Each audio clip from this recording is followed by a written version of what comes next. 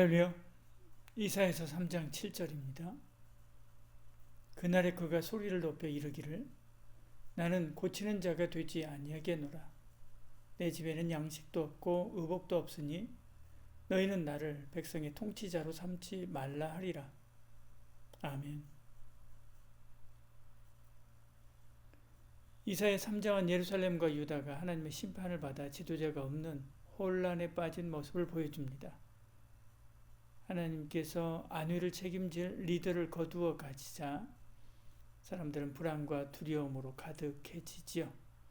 조금이라도 유능해 보이는 사람을 붙잡고 너 우리의 지도자가 되어달라라고 애원하지만 정작 그들은 나는 고치는 자가 되지 않겠다라고 말하면서 물러서게 되지요. 이처럼 참된 지도자가 없는 시대에는 사회 전반에 도탄이 생기고 무질서가 판을 치게 됩니다. 오늘날도 마찬가지죠. 지금 정치권에서 이런 현상을 보이고 있습니다.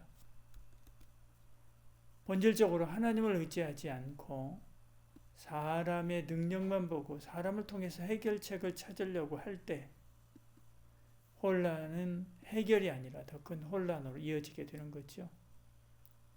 성경은 귀인들을 의지하지 말며 도울 힘이 없는 인생도 의지하지 말라라고 말씀한 것입니다.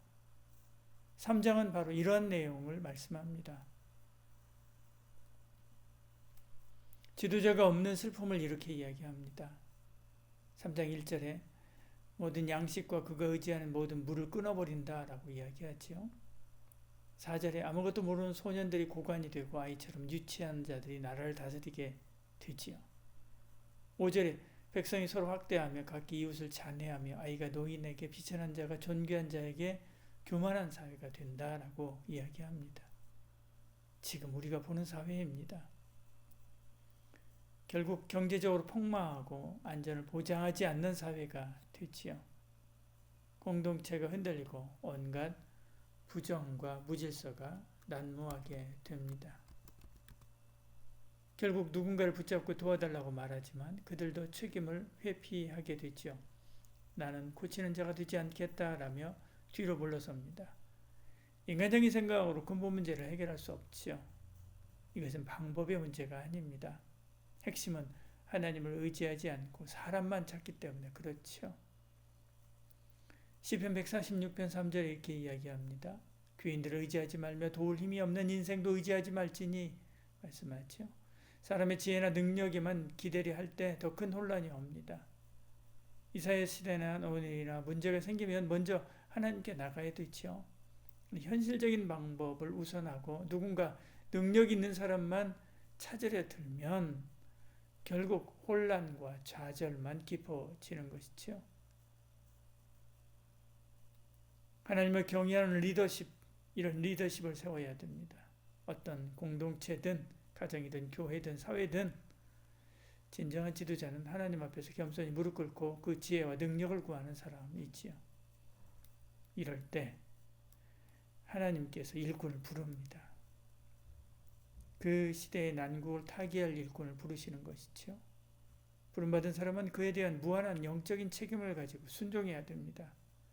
여기서도 6절에 내가 이 폐허를 다시 일으킬 지도자가 되라 라고 이야기하죠. 근데 7절에 뭐라고 반응합니까?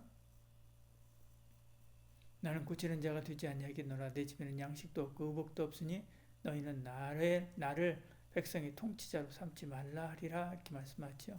안 하겠다라고 말합니다.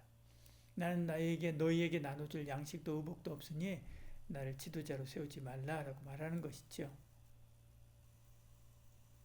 백성들은 잘못된 의도로 지도자를 세우려고 하고 지도자도 사명감 없이 자기 손해 안 보려고 안 하려는 것이 그런 모습이 역력히 드러나 있습니다. 백성은 이 문제를 하나님 안에서 해결하려고 하는 것이 아닙니다. 지금 이 혼란을 잠재우고 호구지책으로 먹을 거 입을 것 줄 지도자를 세우려고 하는 것이죠. 지도자도 하나님께 주신 사명에 대한 의식이 전혀 없습니다. 그도 자기 손해 안 보려고 안 한다고 하는 것이죠. 그러나 하나님이 부르실 때 겸손히 순종하는 마음을 가져야 됩니다. 큰 어려움이 닥칠수록 리더십을 감당하는 것은 쉽지 않습니다. 하지만 하나님께서 누구를 세울까 하실 때 저는 부족합니다 라고 하면서 계속 뒤로 물러나지 않고 믿음으로 순종해야 되지요. 그리고 오직 하나님을 경외하고 신뢰함으로 그분이 주시는 힘과 지혜로 감당해야 됩니다. 하나님께서 이 백성을 위해 내가 누구를 보낼까 할 때 이사야처럼 제가 여기 있습니다. 제가 가겠습니다. 라고 말하고 따라가야 되지요. 그의 사역이 쉬웠습니까? 아닙니다. 그는 마지막에 톱으로 켜서 죽임을 당했습니다. 선지자는 이럴 자기 장래를 알고도 가는 사람이죠. 저와 여러분 이런 하나님의 사람이 되길 소원합니다. 오늘 먼저 하나님께 무릎 꿇고 기도하시길 바랍니다. 누가 우리의 지도자가 될 것인가가 아니라 하나님, 우리가 주님을 전심으로 의지합니다. 이 나라의 혼란을 잠재울 좋은 지도자 세워주시옵소서. 우리 교회를 흥왕하게 세우는 지도자로 우리를 사용해 주시옵소서. 제게 맡겨진 역할과 사명을 믿음으로 잘 감당하게 하여 주시옵소서. 주님, 제가 여기 있습니다. 저를 사용해 주시옵소서. 기도하시길 바랍니다. 주님, 저는 부족하지만 주님이 함께 하시면 주어진 사명 감당할 수 있습니다. 은혜 부어 주시옵소서. 지도력을 더하여 주시옵소서. 주어진 사역을 감당할 은사를 부어 주시옵소서. 기도하시길 바랍니다. 성령의 인도하심에 순종하며 리더의 자리를 감당하게 하여 주시옵소서. 기도합니다. 성령님을 의지할 때 인간적인 한계를 뛰어넘을 수 있습니다. 내가 약할 그때 강함 되시는 하나님을 경험할 수 있지요. 올바른 정책과 판단을 내려면 하나님의 지혜와 능력을 공급받아야 되지요. 결국 하나님을 경외하는 지도력, 그 지도력을 허락하여 주시옵소서. 기도합니다. 명예나 이익이 아닌 하나님을 경외하고 백성을 돌보는 겸손한 지도자 되게 하여 주시옵소서. 기도합니다. 그리고 이 시간 함께 기도하겠습니다. 교회, 지역사회, 그리고 직장의 리더십들을 위해서 기도합니다. 명예나 이익이 아닌 하나님을 경외하며 백성을 돌보는 겸손한 지도력을 발휘하게 하여 주시옵소서. 나라의 지도청들을 또한 위해서 기도합니다. 사람을 의지하기보다 하나님을 경외하고 기도하며 올바른 정책과 판단을 내리게 하여 주시옵소서. 그렇게 기도합니다. 새로운 지도자로 세움받은 피택자들이 책임감과 겸손함으로 하나님 앞에서 사명을 잘 감당하게 하소서. 기도합니다.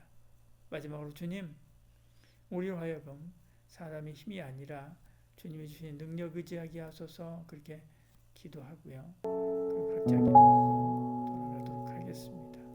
기도하겠습니다.